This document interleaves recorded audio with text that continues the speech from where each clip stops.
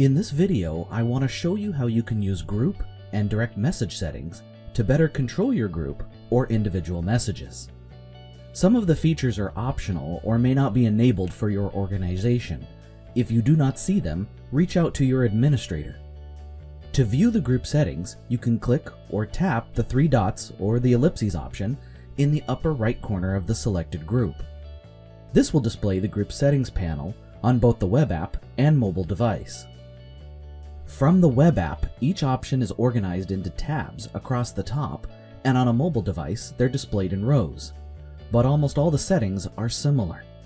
The first settings are group name and category, which would allow you to edit or change the group name directly, or choose the category from the available list. Permissions would allow you to set which actions users in the group are capable of performing. For example, you may not want users to have the ability to leave a group. You could change that option to allow only the owners of the group to leave. Below permissions is the ability to leave the group, which, as we just mentioned, would allow you to remove yourself from the group if you have the permission to do so. The delete group option would permanently remove the group along with all other members of the group and the corresponding content. Now below these options, on the mobile device, is the media list. In the web app, the same could be found from the media tab. This section is designed to display all photos, videos, links, files, and in the web app, live streams. This is a quick display of these items, allowing you to find a specific media entry without having to scroll through pages and pages of messages. The live stream section will display each live session that was initiated from this group. It'll list how long the session lasted, who was a part of it, who started it, when it was started, and if the session was recorded, the ability to replay the stored video. The people section will at first display everyone who is part of the group and their role. You can add people to the group using the Add Person option. By default, the search filter will only display persons you have a connection with, which are the people in this group.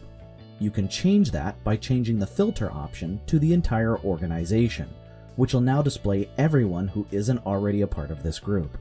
From there, you can select the person and add them to the group. You can remove a person from the group by clicking or tapping their name and choosing the Remove from this group option. The next section is Group Codes. Here, you can generate a code that can be used by others to join this specific group. This is useful when the group is optional or you aren't necessarily sure who's all interested in joining. A user can then take the copied code and enter it from the Actions option on the drawer panel. From the Enter Group Code pop-up, they can paste the code and automatically add the group to their category list. Back in the Group Code section, you can set a code to expire from the web app by clicking the Expire option. And on a mobile device, you can select a code and tap the Expire option. The next section is Notifications, where you can choose to mute all notifications from the group until you return and unmute it. The message badge count will still display unread messages, but there will no longer be any notifications or alerts for them.